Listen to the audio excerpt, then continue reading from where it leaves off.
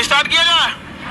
पहला सिद्धांत देखिए यहाँ से, ये टॉपिक जब हम फाउंडेशन में पढ़ाते हैं तो सबसे लास्ट में पढ़ाते हैं, लेकिन ये पॉकेट जीके में सबसे पहले है।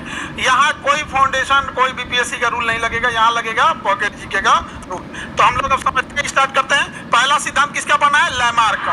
लैमार्क का सिद्धांत कहिए या लैमार्क का ही लैमार्कवाद यानी उसका सिद्धांत कहा जाता है। इन्होंने उपार्जित लक्षणों के सिद्धांत दिए थे। इनका सिद्धांत क्या था? उपार्जित लक्षण के सिद्धांत। मतलब अगर हमारे शरीर में कोई लक्षण आ गया तो वही लक्षण हमारे कहाँ चला जाता है? वंशानुगत चला जाता है। किसने दिया था ये सिद्धांत? लैमार्क ने। इनकी पुस्तक का नाम फिलोसॉफिक जूलॉजी। ये क्वेश्चन पूछता है। लैमार्क की किताब का नाम फिलोसॉफिक जूलॉजी। लैमार्क का सिद्धांत आज कोई मानता नहीं है, लेकिन इन्होंने एक लंबे समय तक इस सिद्धांत को माना गया था। तो लैमार्क ने किताब जो लिखा था उस किताब का नाम फिलोसॉफिक जूलॉजी। अगर जूलॉजी नहीं याद है तो फिलोसॉफी के याद रखना है, पूरा का पूरा ध्यान से रखना है यहाँ पे इस सिद्धांत में। आगे बढ़े। कौन सी किताब दी? फिलोसॉफिक जूलॉजी के। इन्होंने जो प्रतिपादन किया था, वातावरण आवश्यकता एवं उपयोग के आधार पर प्राणियों की संरचना में परिवर्तन हो सकता है। तो इन्होंने जो सिद्धांत दिया वो गलत हो गया, क्योंकि इन्होंने कहा कि जो संरचना में परिवर्तन आता है वो वातावरण के कारण आता है, उसकी आवश्यकता है इस आधार पे आता है, या उपयोगिता है। मतलब हमारे शरीर में परिवर्तन आएगा हमारी आवश्यकता के हिसाब से। लेकिन कहाँ परिवर्तन आया? अगर हमारी आवश्यकता देखिएगा तो मेरे जीभ की आवश्यकता सबसे ज्यादा है, क्योंकि सुबह से शाम तक हम अपने जीभ का ही प्रयोग करते हैं। तो इसके हिसाब से इसने कहा था कि हम जिस अंग का प्रयोग ज्यादा करते हैं वो हमारे शरीर में बड़ा होने लगता है। तो हमारा जीभ 22 हाथ का हो जाना चाहिए। हुआ? नहीं हुआ। यहाँ पर समझा गया कि नहीं? आप लोग का भी कहाँ हुआ? आगे बढ़े। किसी को दिक्कत? इसका सिद्धांत क्या हो गया? फेल हो गया।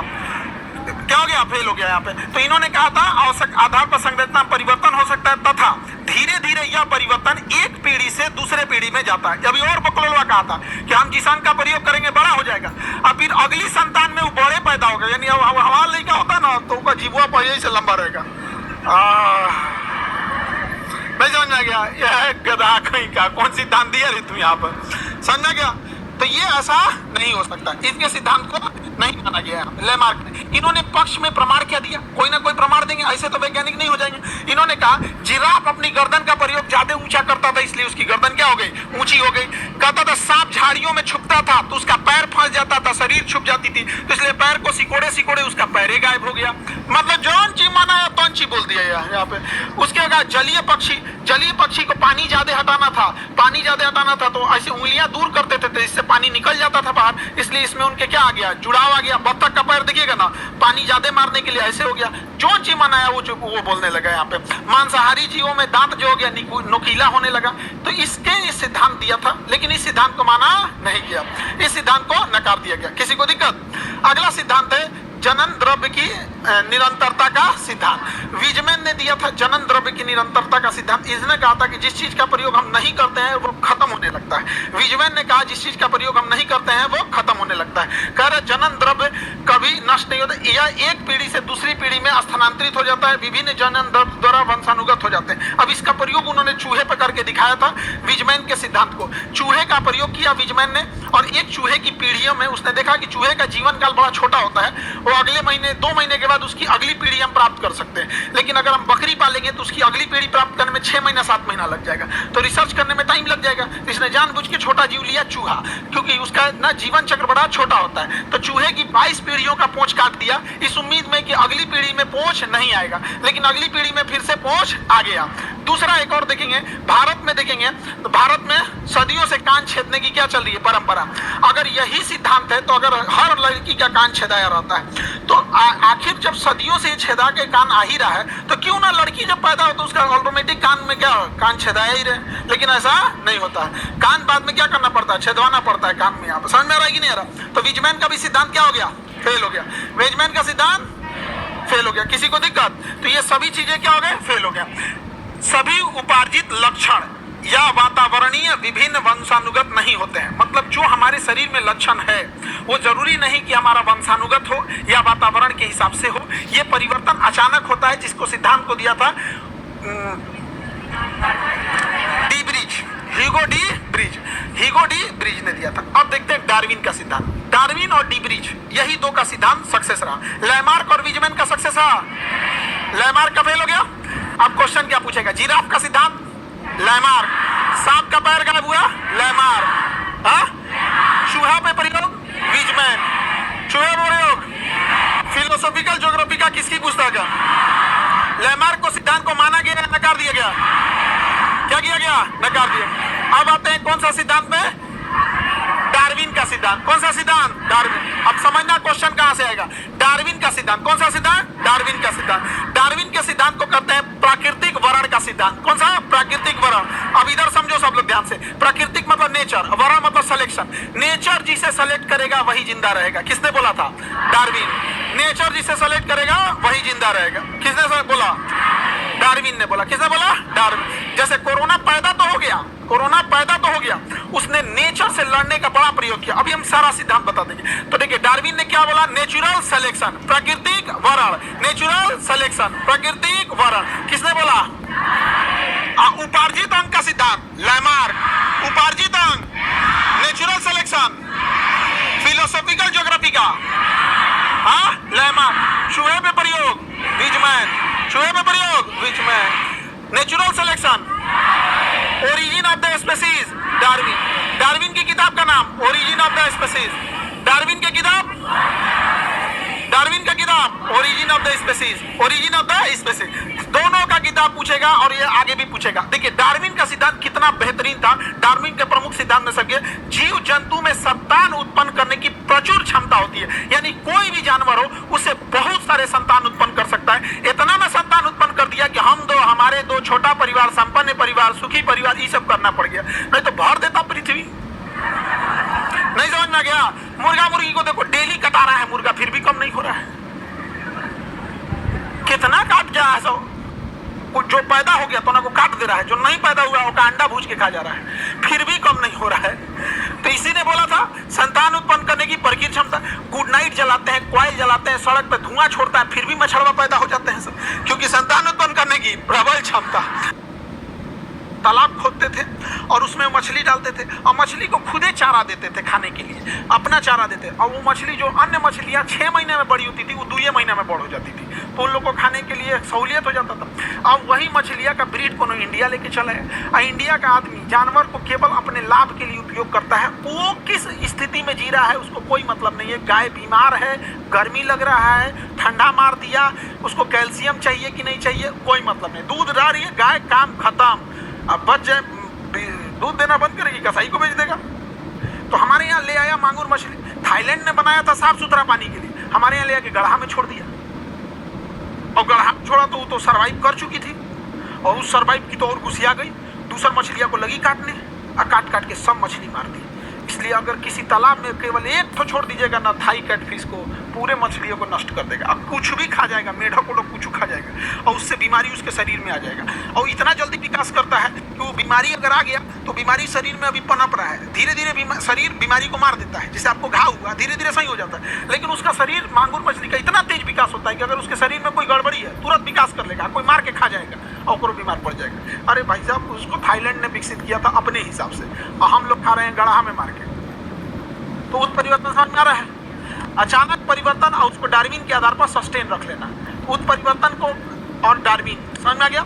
ये दोनों होशियार था सब। डी ब्रिज होशियार था जिसने उत्परिवर्तन दिया, और डार्विन होशियार था जिसने प्राकृतिक संरक्षण का सिद्धांत दिया। और उधर वो दोनों बकलोल था सब, लैमार्क और विजमैन। लैमार्क और विजमैन याद रहेगा, हटा दे।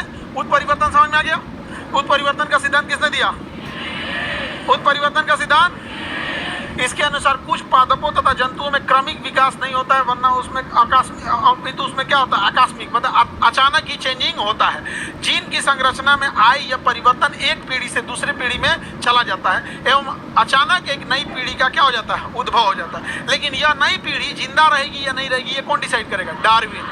कौन डिसाइड करेगा? डार्विन। कोरोना उत्परिवर्तन तो हो गया, उत्परिवर्तन को अंग्रेजी में कहते हैं म्यूटेशन। उत्परिवर्तन को क्या कहते हैं? म्यूटेशन। म्यूटेशन म्यूटेशन हो गया, लेकिन म्यूटेशन को सस्टेन कौन रोकेगा?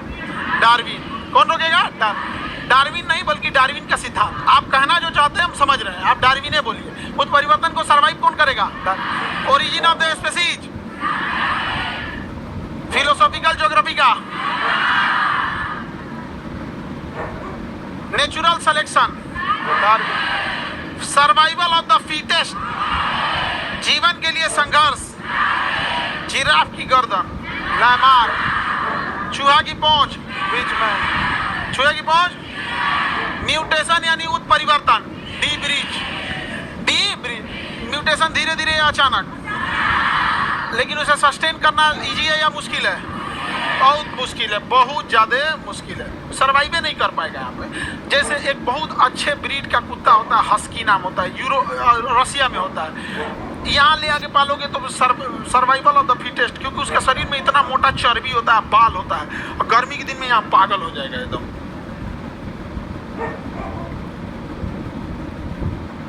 अब बाल के नाम पे खौरा जाएगा, अधर दिन भर खजुआट रहेगा, 5 कदम चलेगा सब मुड़ के खजुआते रहेगा। तो सोचा तू नहीं समझ में आ गया, पूरा चमड़वा एकदम क्या रहेगा, पातर रहता है, क्योंकि हमारे वातावरण के हिसाब से है।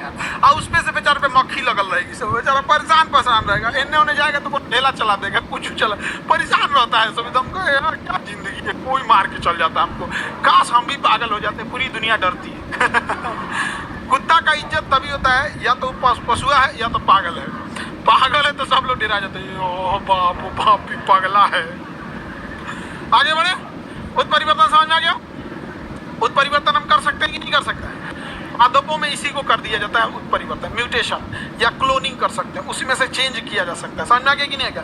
उत्परिवर्तन करके फिर उसको डार्विन के आधार पर उसको सर्वाइव करके दिया जा सकता है। समझ में आ रहा है कि नहीं आ रहा? उत्परिवर्तन का सिद्धांत समझ में आ गया कि नहीं आएगा? इसे होता भी है ऐसे उत्परिवर्तन। सपोज कीजिए कि कोई ऐसा पौधा है, जैसे गन्ना है, गन्ना देख रहे हैं, उसमें अचानक चेंजिंग कीजिए कि मोटा हो जाए, लेकिन मोटा गन्ना सर्वाइव नहीं कर पाएगा। चेंजिंग तो ला दिए, अब सर्वाइव करने के लिए उसे लेबोरेटरी में रख के उसके 1-2 पीढ़ियों को सर्वाइव करके उसी हिसाब से विटामिन मिनरल देना पड़ेगा, और उसके बाद अगर सर्वाइव कर दिया तो गन्ना कितना मोटा होगा? बांस बराबर। सर्वाइव नहीं कर पाएगा, लेकिन हम लोग सर्वाइव नहीं कर, हो गया तो किसान कितना सुखी हो जाएगा। समझ में आ गया? जय विकास एवं जय विकास के प्रमाण। जय विकास में धीमी गति से होता है जय विकास, ही तो सब समझते हैं। विकास तो होता है धीमी, लेकिन उत्परिवर्तन तेज। जय विकास धीरे, लेकिन उत्परिवर्तन।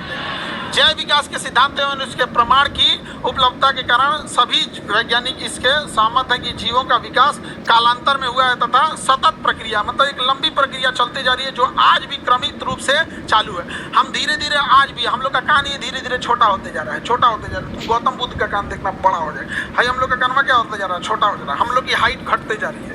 अभी हम लोग की हाइट इतनी नहीं थी, नॉर्मल हाइट का आदमी ऐसा नहीं था। पहले हम लोग का जो वातावरण था, इसमें वातावरण में आज से लगभग 3 से 4 हजार साल पहले 6 फीट की हाइट कॉमन होती थी। आज 6 फीट की हाइट नहीं हो गई है। लड़की सबका तो और समस्या होते जा रहा है, नहीं समझे? हाँ बेचारी सब तो और पता नहीं क्या होते जा रहा है एकदम। 3.5 फीट। आगे बढ़े। अब देखो, यहाँ हमको समझना है, कई ये क्वेश्चन भी आते हैं, इसको याद रखना, आप लोग को सीक्वेंस याद रखना है। 2 जीव में आपस में लक्षण होते हैं। कई बार देखिएगा, मेल फीमेल के लक्षण को ट्रांसजेंडर हम लोग बोलते हैं। उसमें पुरुष एवं मादा दोनों के लक्षण होते हैं, उसे क्या कहेंगे? ट्रांसजेंडर।